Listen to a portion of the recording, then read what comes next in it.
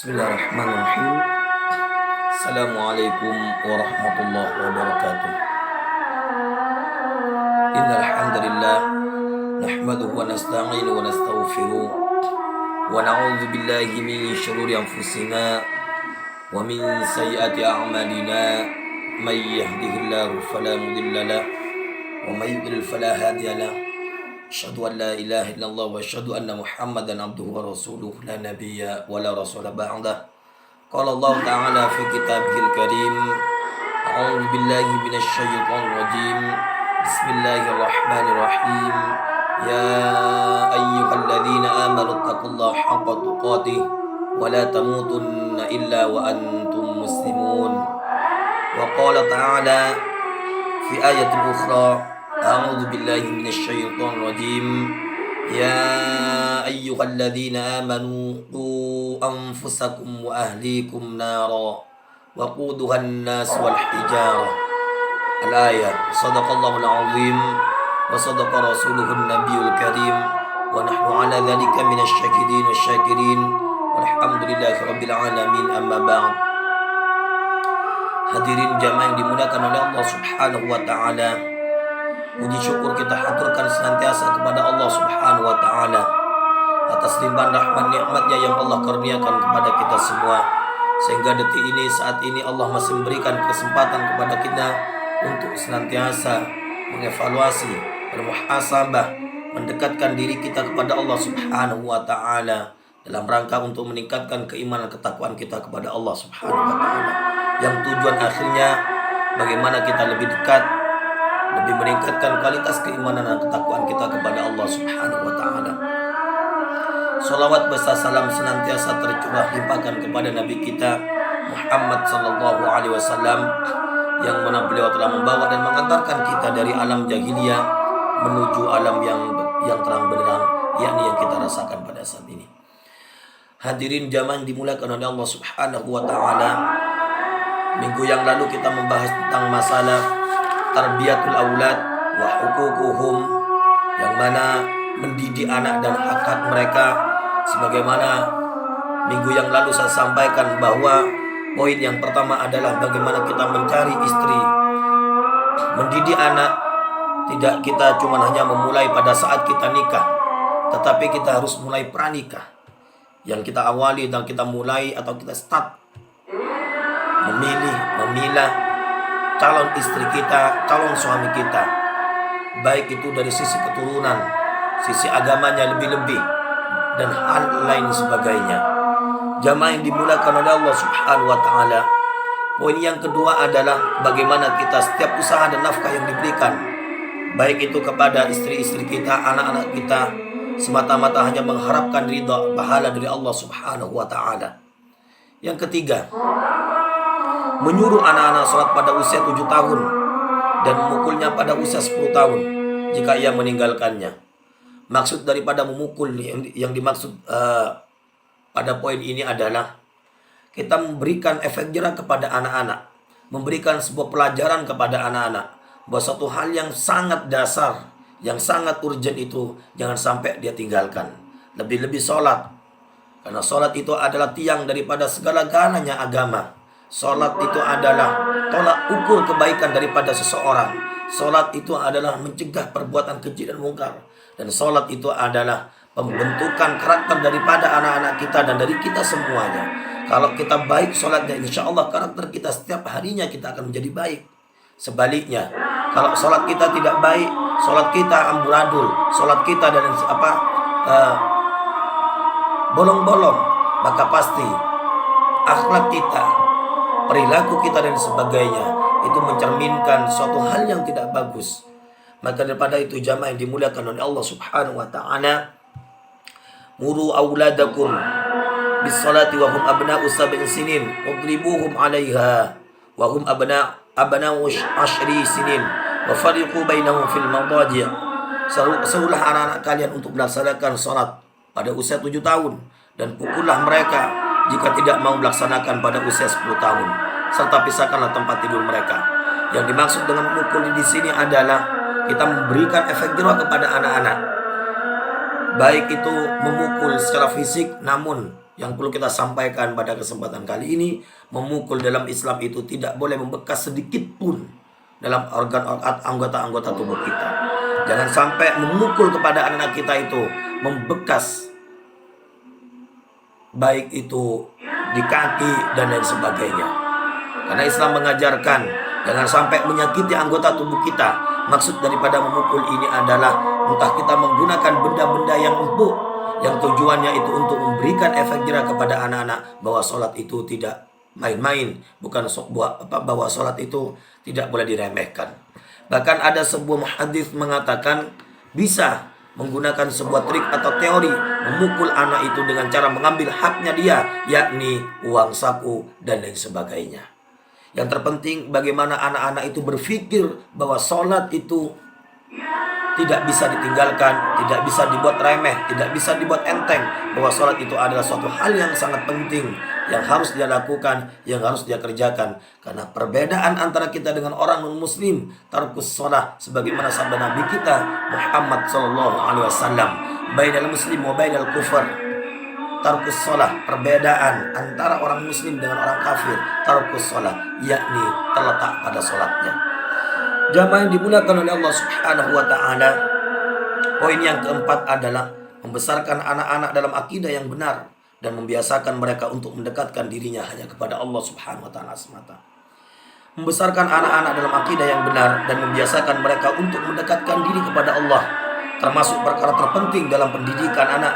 Sebab jika mereka besar dalam akidah yang salah, berarti pupuslah kebaikan mereka. Oleh karena itu, seorang pendidik hendaknya memfokuskan pendidikan mereka pada masalah akidah. Jamaah yang dimuliakan oleh Allah Subhanahu wa ta'ala, kita selaku orang tua tentu menjadi pendidik bagi anak-anak kita. Karena guru, pendidik tidak harus berada di sekolah atau di lembaga formal, lembaga-lembaga yang notabene mengajarkan ilmu pendidikan.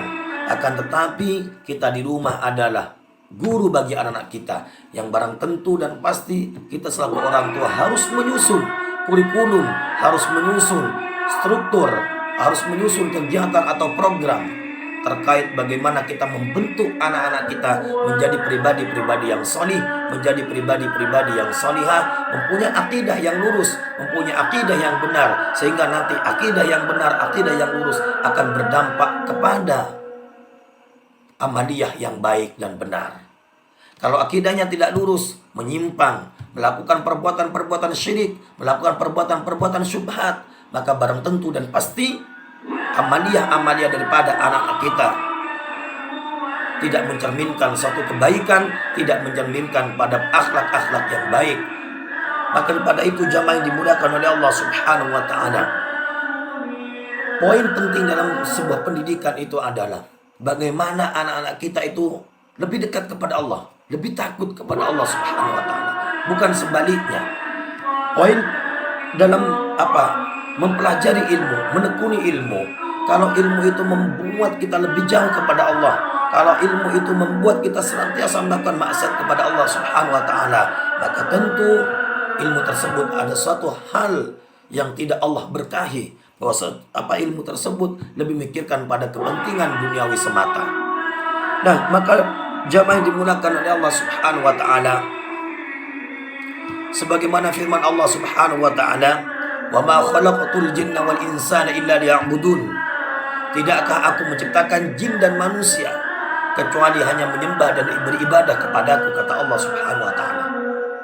Maka tentu suatu hal yang sangat penting, ruh daripada pendidikan itu adalah bagaimana anak itu taat beribadah kepada Allah tanpa disuruh, dan bagaimana anak itu takut kepada kebesaran Allah Subhanahu wa ta'ala, dan bagaimana caranya anak itu lebih dekat dia kepada Allah Subhanahu wa ta'ala, bukan sebaliknya, jauh, tidak suka beribadah, jauh kepada Allah Subhanahu wa ta'ala. Bukan itu jamaah. Kalau misalkan anak kita disekolahkan pada satu tempat, satu lembaga, yang mana anak kita jauh dengan Allah Subhanahu wa ta'ala, bukan sebaliknya, dia menempuh ilmu, dia mempelajari ilmu, dia belajar ilmu, harusnya dia lebih dekat kepada Allah Subhanahu wa ta'ala, sementara dia lebih jauh kepada Allah Subhanahu wa ta'ala, tidak taat beribadah, lebih longgar untuk beribadah. maka kita perlu koreksi bahwasanya di satu lembaga tersebut bisa dipastikan suatu kurikulumnya ada kurikulum yang melanggar mungkin syariat Allah Subhanahu wa taala. Bisa jadi kurikulum tersebut hanya lebih mengutamakan pada konteks duniawi semata, tidak lebih menekankan pada konteks diniyahnya. Jamaah yang dimuliakan oleh Allah Subhanahu wa taala, kalau akidah anak-anak kita salah, maka tentu dan pasti perilaku yang dilakukan oleh anak-anak kita akan menimbulkan suatu hal yang tidak diinginkan oleh kita. Maka tidak sedikit jamaah yang dimuliakan oleh Allah, anak-anak menterlantarkan kedua orang tuanya ketika orang tuanya sudah senja. Banyak anak-anaknya yang menjadikan orang tuanya itu sebagai babu. Karena kenapa? Karena mereka minim terkait dengan pengetahuan agama. Karena mereka minim terkait dengan pengetahuan syariat. Dan akidahnya mereka hanya sebatas dia meyakini Allah Subhanahu wa ta'ala dan melaksanakan kewajibannya dia.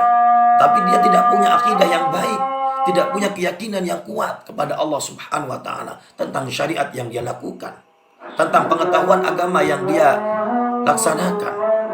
Jamaah yang dimuliakan oleh Allah Subhanahu wa ta'ala, Nabi kita Muhammad sallallahu alaihi wasallam mengajarkan kepada Abdullah bin Abbas radhiyallahu anhu, yang pada saat itu beliau masih belia. Rasulullah SAW mengajarkan tentang masalah akidah kepada beliau, Abdullah bin Abbas, sebagaimana sabda beliau, "Ya ghulam, inni u'allimuka kalimat, ihfadillah yahfaduk, ihfadillah tajidhu amamak, idza sa'alta fas'alillah, wa idza ista'anta fasta'in billah, wa'lam anna al-ummata law ijtama'at ala an yanfa'uka bi syai'in lam yanfa'uka illa bi syai'in qad katabahu Allahu lak, wa law ijtama'at ala an yadurruka bi syai'in lam yadurruka illa bi syai'in qad katabahu Allahu 'alaik, rufi'atil aqlam wa jaffatis suhuf."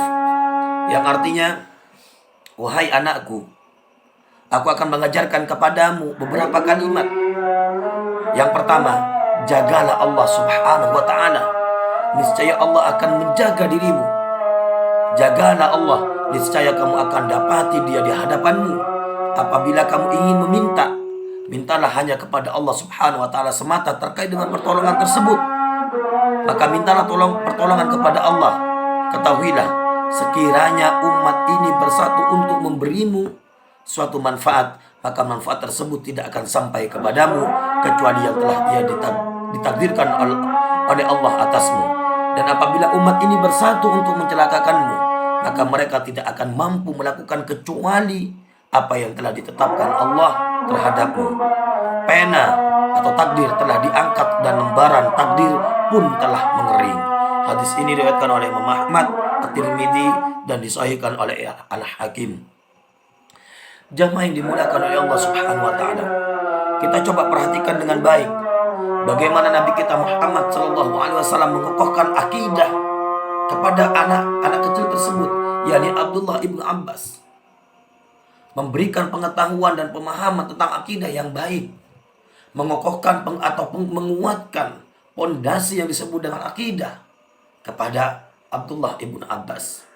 Sebaliknya, kita selaku orang tua harus memberikan pengetahuan, penguatan, pengokohan tentang akidah yang baik dan benar kepada anak-anak kita.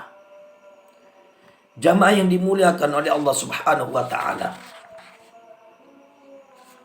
karena dengan akidah yang baik akan berdampak kepada ibadah yang baik. Dengan pengetahuan dan pengukuhan akidah yang baik akan berdampak kepada perilaku atau akhlak yang baik kepada anak-anak kita. Jamaah yang dimuliakan oleh Allah Subhanahu wa ta'ala, yang kelima, membiasakan anak-anak kita berakhlak yang baik dan suka memperbaiki daripada kekeliruan atau kesalahan yang dia lakukan. Tentu pada poin yang kelima ini, anak kita itu adalah peniru yang ulung. Anak-anak kita itu adalah peniru yang luar biasa. Maka daripada itu, jamaah yang dimuliakan oleh Allah Subhanahu wa ta'ala, kita selaku orang tua di dalam rumah di luar rumah, setiap kali kita dilihat atau dipandang oleh anak-anak kita, maka kita tampakkan sebuah akhlak yang baik. Kita memerintahkan kepada anak-anak kita, di samping kita menampakkan atau berperilaku yang baik, berperilaku akhlak yang baik, maka kita suruh kepada anak-anak, kita menyuruh kepada anak-anak tentang akhlak-akhlak yang baik. Dan kita juga harus memberikan pemahaman bahwasanya akhlak yang baik itu adalah suatu hal yang sangat diperintahkan oleh Nabi kita Muhammad SAW, sebagaimana sabdanya, innama bu'itsu liutammima makarimal akhlaq. Sesungguhnya aku diutus ke muka bumi ini tidak lain tidak bukan hanya menyempurnakan daripada akhlak-akhlak kita semuanya. Nah, maka kita memerintahkan kepada anak-anak, kita menyuruh kalau berhadapan dengan orang tua, begini tata caranya, begini perilakunya, begini akhlaknya. Jika berhadapan dengan adik-adiknya, maka seperti ini akhlaknya dan sebagainya. Maka kita sampaikan kepada anak-anak, jelaskan kepada anak-anak tentang akhlak. Perilaku kalau masuk rumah seperti ini, masuk dengan tangan kaki kanan, ucapkan salam. Kalau masuk kamar mandi, mulai dari kaki kiri, ucap doa dan lain sebagainya. Kalau ketemu dengan orang yang lebih tua, hormati dia. Kalau ada orang yang duduk di bawah, orang tua yang duduk di bawah, sementara kita melalui daripada jalan itu, maka kita ucapkan salam dan mohon izin terkait dengan kita mau berjalan ini. Nah, itu bagian daripada akhlak jamaah. Kalau dia berhadapan dengan kakaknya, maka diperintahkan kita kepada anak kita berperilaku yang baik kepada kakaknya, menghormati kepada kakaknya, dan sebaliknya kakaknya pun juga menghargai daripada adik-adiknya. Nah, ketika itu sudah ada di dalam diri keluarga kita jamaah, maka keluarga kita akan mendatangkan rahmat barokah dari Allah Subhanahu wa taala. Maka akan muncullah, lahirlah konsep atau rumusan keluarga dalam Islam, yakni sakinah, mawaddah, warahmah. Jamaah yang dimuliakan oleh Allah Subhanahu wa taala. Yang kedua, bagaimana anak-anak kita diajari untuk melapangkan dadanya, membuka daripada perilakunya, yakni memberikan maaf jika orang itu melakukan sebuah kesalahan kepada dirinya, dan anak kita diperintahkan untuk meminta maaf jika anak-anak kita melakukan sebuah kesalahan. Maka kita mengajarkan kepada anak-anak kita, membiasakan sedini mungkin gemar berminta maaf dan gemar memberikan maaf. Jangan sampai di kemudian hari ketika sudah dewasa, dia enggan karena emosinya terlalu tinggi, karena emosinya terlalu kuat, sehingga dia menutup diri untuk memberikan maaf dan minta maaf kepada orang lain, baik itu orang yang melakukan kesalahan kepada kita ataupun kita melakukan kesalahan kepada orang lain.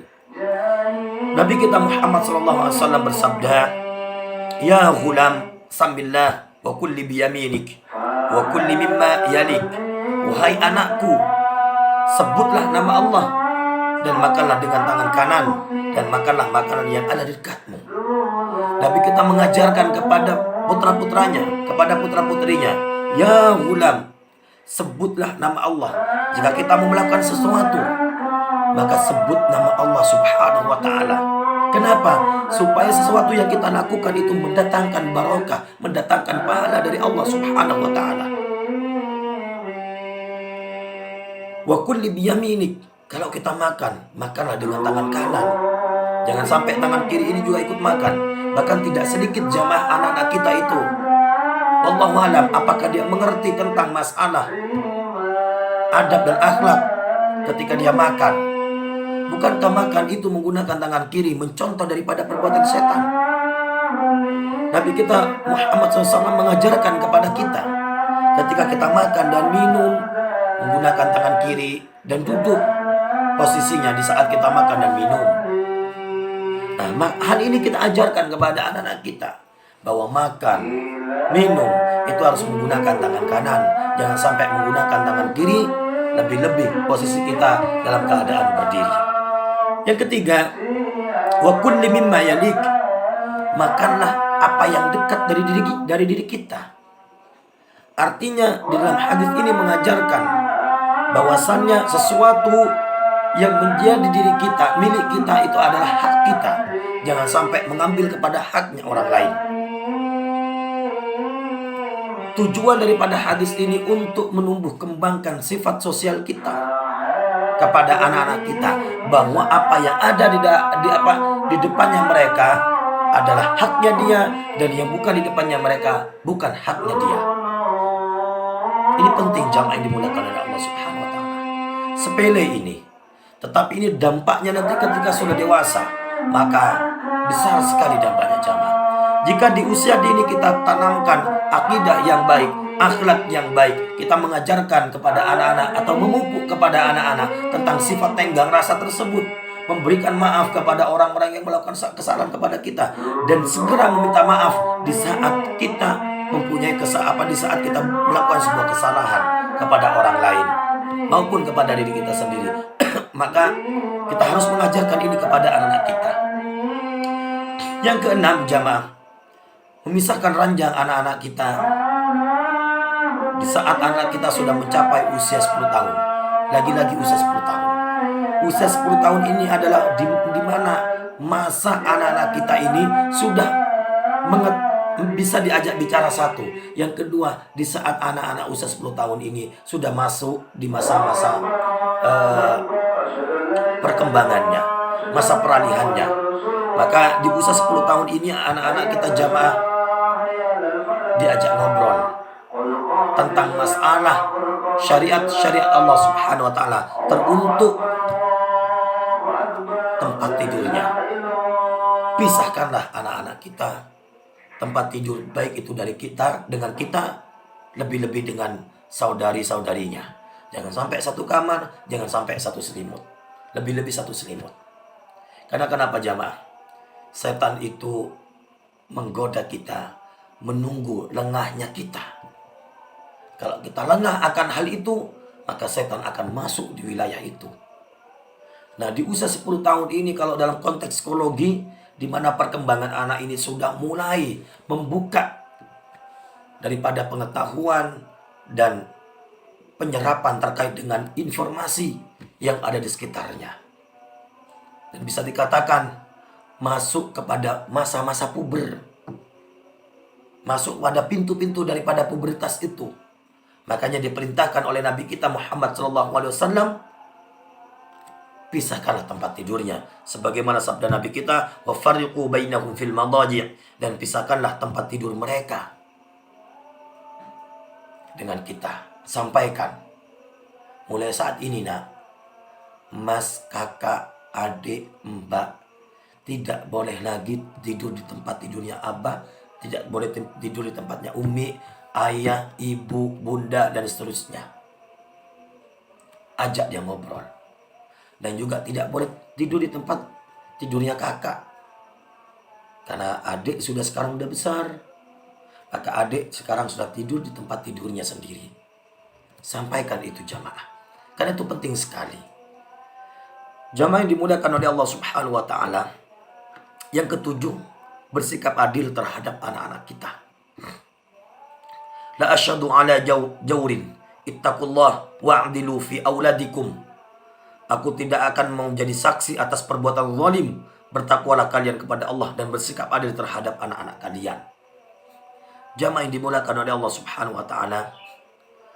Hadis ini diriwayatkan ketika ada seorang laki-laki mendatangi Nabi Muhammad SAW dan meminta beliau untuk menjadi saksi atas hibah yang ia berikan kepada salah seorang anaknya, sementara anak-anak yang lain tidak diberikan apa-apa. Maka beliau bersabda, la ashhadu ala jaurin ittaqullah wa'dilu fi auladikum. Aku tidak mau menjadi saksi atas perbuatan zalim tersebut. Bertakwalah kalian kepada Allah Subhanahu wa taala dan bersikap adillah terhadap anak-anak kalian. Jamaah yang dimuliakan oleh Allah Subhanahu wa taala. Bersikap adil itu penting. Karena ketika kita tidak bersikap adil, maka akan menimbulkan malapetaka dalam keluarga kita. Kalau kita punya harta warisan, maka bagilah sesuai dengan hak-hak mereka. Kalau kita punya warisan yang cukup, maka tentu kalau anak kita banyak, bagilah sesuai dengan syariat Allah Subhanahu wa taala. Jamaah yang dimuliakan oleh Allah Subhanahu wa taala, tidak sedikit anak-anak saudara-saudaranya bertengkar sepeninggal daripada kedua orang tuanya hanya untuk merebutkan yang namanya harta waris itu. Tidak sedikit terjadi pertumpahan darah antara saudara A dengan saudara B hanya dikarenakan merebut, hanya dikarenakan untuk menginginkan daripada harta waris tersebut. Nah, maka pesan saya jamaah, harta itu kalau dikumpulkan, harta kalau kita makan, itu hanya membuat kotoran kepada kita. Harta yang kita kumpulkan hanya membuat kita kumpulkan untuk dijadikan harta waris yang nantinya akan membuat menjadi rebutan bagi anak-anak kita. Tetapi kalau harta kita sedekahkan di jalan Allah Subhanahu wa taala, maka harta tersebut akan menjadikan pahala bagi kita dan membentuk bangunan di surganya Allah Subhanahu wa taala. Jamaah yang dimuliakan oleh Allah, sebagaimana poin yang ketiga, poin yang keempat, bentuklah akidah kita, anak-anak kita dengan baik. Sehingga nanti ketika dia tumbuh dewasa, mempunyai sikap, mempunyai akhlak yang baik kepada saudara-saudaranya, kepada keluarga-keluarganya, yang nanti tidak akan pernah merebut daripada harta warisnya. Karena kenapa? Dia punya akidah yang baik, punya pengetahuan tentang dinianya yang baik, agamanya yang baik, dan punya akhlak yang baik. Nah, jamaah, tidak sedikit orang anak-anak itu yang merebut harta waris. Mereka pengetahuan tentang agamanya itu sedikit dan minim sekali. Maka daripada itu jamaah yang dimudahkan oleh Allah Subhanahu wa taala, yang terakhir yang perlu saya sampaikan adalah bersikap lemah lembut, bergurau, dan mencium anak-anak kita. Supaya apa? Kepedulian anak-anak kita ketika sudah kita di usia senja itu sangat besar kepada kita jamaah. Sesibuk apapun pekerjaan kita, maka luangkan waktunya 5 menit atau 10 menit untuk bersenda gurau dengan anak kita. Kita mau berangkat kerja, cium kening daripada anak-anak kita. Sampaikan kepada anak-anak kita, nak, bapak, ayah, dan seterusnya, doakan bapak, nak. Karena bapak sekarang mau bekerja, mau mencari nafkah. Sampaikan kepada beliau-beliaunya, sampaikan kepada anak-anak kita. Dan jangan bersikap kasar kepada anak kita. Karena nanti sikap yang kasar, perilaku yang kasar yang kita lakukan kepada anak kita akan tumbuh kembang kepada anak kita menjadi anak-anak yang satu, pemarah. Yang kedua, anak-anak kita yang dibesarkan dengan keras kasar, anak-anak kita akan menjadi anak-anak pendendam. Nah, maka daripada itu jamaah yang dimuliakan oleh Allah Subhanahu wa taala, bersikap lemah lembut, terus bergurau dan mencium di saat anak-anak kita, baik itu kita mau berangkat kerja, mau tidur, anak-anak kita cium keningnya. Jamaah yang dimuliakan oleh Allah Subhanahu wa taala, sekali lagi luangkan waktunya untuk anak-anak kita. Meskipun kita sibuk apapun, tapi luangkan waktunya minimal 10 menit dalam sehari untuk bersenda gurau, bercanda. Karena yang dibutuhkan oleh anak-anak kita itu adalah perhatian dari kita. Kenapa anak-anak itu lebih suka memilih gadget daripada kita? Karena perhatian gadget itu lebih banyak daripada perhatian daripada orang tuanya. Maka jamaah yang dimuliakan oleh Allah Subhanahu wa taala, yang dimaksud dari perhatian gadget itu lebih menyenangkan, lebih mengasyikkan dia dengan anak-anak kita. Sementara kita tidak mau, karena faktor capek dan sebagainya, kita tidak mau bersenda gurau, mendekatkan diri kita kepada anak kita untuk bercanda dengan anak-anak kita. Itu nanti akibatnya fatal jamaah. Sehingga peralihan daripada anak-anak kita itu mengalihkan kepada hal-hal yang lain, ke gadget, ke yang lain sebagainya. Maka tingkatkan perhatian kita kepada anak-anak kita, sesibuk apapun kita. Yuk, perhatian kita kepada anak kita jangan sampai terkurangi sedikit pun, karena nanti akan diminta pertanggungjawaban di hadapan Allah Subhanahu wa taala. Jamaah yang dimudahkan oleh Allah Subhanahu wa taala. Mungkin itu saja yang bisa kami sampaikan. Kurang lebihnya mohon maaf. Jika ada tutur kata yang kurang berkenan, mohon maaf yang sebesar-besarnya. Mudah-mudahan apa yang kita sampaikan, apa yang kita diskusikan pada kesempatan kali ini menjadi tambahan ilmu bagi kita semuanya. Dan saya doakan mudah-mudahan antum semua menjadi orang tua yang solih, menjadi orang tua yang solihah, dan menjadi orang tua yang senantiasa ditiru oleh anak-anaknya, tentu kepada kebaikan. Dan mudah-mudahan antum semuanya menjadi teladan bagi anak-anaknya, menjadi qudwah bagi keluarganya, dan teruntuk kepada suami. Mudah-mudahan kita menjadi seorang pemimpin yang baik, adil, dan juga menjadi pemimpin yang bisa bertanggung jawab kepada bawahannya, anak dan istrinya. Dan juga sebaliknya, kita doakan mudah-mudahan antunah yang menjadi istri, mudah-mudahan menjadi ibu dan istri yang baik bagi suami dan ibu bagi anak-anaknya. Dan mudah-mudahan anak kita menjadi anak yang solihah, menjadi anak yang mujahidah, menjadi anak yang hafizah, dan mudah-mudahan anak kita menjadi qurratul a'yun, menjadi kebanggaan dari kedua orang tuanya. Itu saja yang bisa kami sampaikan, kurang lebihnya mohon maaf. Kita akhiri pertemuan kita dengan bacaan hamdalah dan doa kafaratul majlis. Alhamdulillahirabbil alamin. Subhanaka Allahumma wa bihamdika asyhadu an la ilaha illa anta astaghfiruka wa atubu ilaik. Wallahu a'lam bissawab. Assalamualaikum warahmatullahi wabarakatuh.